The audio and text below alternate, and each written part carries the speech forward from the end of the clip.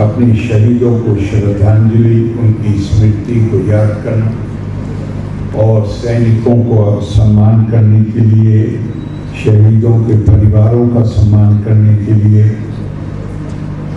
आपने ये आयोजन किया है। मैं आपको साधुवाद देता हूँ।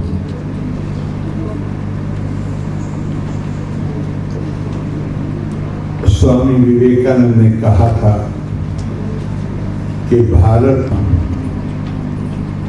इसमें घनीभूत कर दीजिए, intensify her in these two channels, the rest will take care of itself. त्याग और सेवा के भाव को घनीभूत कर दीजिए, बाकी सब भारत में खुद ब खुद ठीक हो जाएगा। लंबे समय की हमारी गुलामी है, उसमें हमारे मन मस्तिष्क में, लेकिन उनको पुनर्जीवित देश ने केवल, हमारे नेताओं ने केवल देश की आज़ादी के लिए ही नहीं बल्कि उससे पहले हमारे यहाँ आंदोलन शुरू हुए अपने सांस्कृतिक आध्यात्मिक आदर्शों और मूल्यों को पुनर्जीवित करने के लिए, और जो बहुत सी कुरीतियां हमारे समाज में आ गई थी उनको खत्म करने के लिए। आपको ध्यान होगा कुछ साल पहले, बल्कि शायद 75वें या 76वें आज़ादी के दिन माननीय प्रधानमंत्री जी ने जिन 5 प्रण की बात की थी, उसमें पहला प्रण है अपनी संस्कृति का बोध और उस पर गर्व करना। इसलिए कि ये संस्कृति दुनिया में अकेली संस्कृति है जो इससे परिभाषित नहीं होती कि मेरा रंग रूप क्या है, मेरी पूजा पद्धति क्या है, मेरी भाषा क्या है, मेरा लिंग क्या है। न ज्ञानी न परिचय त्यागे केना अमृतत्व मानुषा। इसे गौर करिए तो क्या प्रेरणा का स्रोत आपके पास, हमारे पास, चाहे जितना धन हो, चाहे जितना ज्ञान हो। हमारी संस्कृति ज्ञान की संस्कृति है, लेकिन वो हमसे कहती है कि चाहे जितना धन हो, चाहे जितना ज्ञान हो, चाहे जितना बड़ा जन समर्थन हो, इससे अमृतत्व प्राप्त नहीं होता। अमृतत्व प्राप्त होता है केवल एक चीज से, और वो है त्यागे केना अमृतत्व मानुषा। इंसान अमृतत्व प्राप्त कर सकता है सिर्फ त्याग कर। और यही बात स्वामी विवेकानंद ने कही, और इसी बात का जीता जागता सबूत हमारे शहीदों के परिवार हैं जो इस कक्ष में बैठे हुए हैं। सोचिए, हम रातों को आराम से जिन रातों में हम आराम से सोते हैं, उन रातों में हमारी ये सैनिक, और इन्होंने जानबूझकर पूरी चेतना के साथ ये उत्तरदायित्व अपने कंधों पर लिया है कि ये उन रातों में 40 डिग्री बर्फ में जाग कर गुजारते हैं ताकि हम ठीक से सो सकें।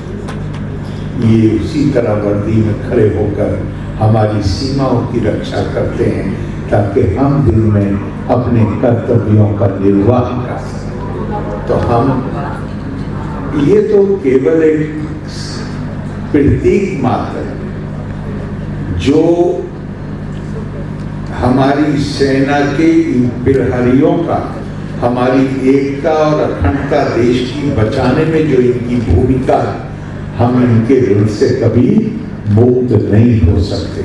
समाज में ये चेतना होनी चाहिए कि ये परिवार हमेशा हमारे सम्मान और आदर के पात्र हैं, और समाज में ही ये, सरकार में तो होनी ही चाहिए, लेकिन समाज में भी ये चेतना पैदा होनी चाहिए कि केवल ऐसे मौकों पर नहीं, ऐसे आयोजनों में नहीं, बल्कि बाकी दिनों में भी हम इनको ये एहसास दिला सकें कि हमारे दिल में आपकी का जो त्याग है, आपकी जो कुर्बानी है, आपका जो योगदान है, वो हमारे लिए कितना महत्वपूर्ण।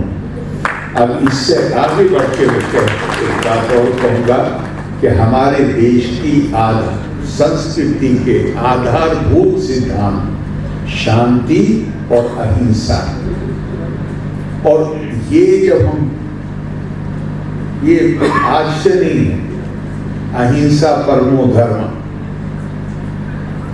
हर चीज के लिए हम ये संस्कृति वो है जो हमें ये हमारे यहाँ तो है कि सबके लिए सबका सर्वे भवन्तु सुखिनः सर्वे सन्तु निरामयाः सर्वे भद्राणि पश्यन्तु मा कश्चित् दुर्भाग् भवेत्। हम तो अपने राजनीतिक आयोजनों में भी जो अंतर्राष्ट्रीय आयोजनों में जो जिम्मेदारी हमारे ऊपर आती है, उसके माध्यम से भी ये चेतना पैदा करने का प्रयास करते हैं। G20 में हमारे माननीय प्रधानमंत्री जी ने क्या ध्येय वाक्य दिया, वसुधैव कुटुंबकम। तो कई लोग कई दफा सवाल उठाते हैं कि शांति और अहिंसा अगर हमारे लिए परमो धर्म है, तो ये इतनी बड़ी सेना, इतने हथियार, ये सब क्यों? इसमें गलतफहमी दिमाग में नहीं होनी चाहिए। हमारी परंपरा में जो बात कही गई है वो कही गई है, अहिंसा प्रतिष्ठायम तत्सन्निधे वैर त्यागा। अहिंसा का मतलब ये नहीं है कि हम अपनी आत्मरक्षा न करें।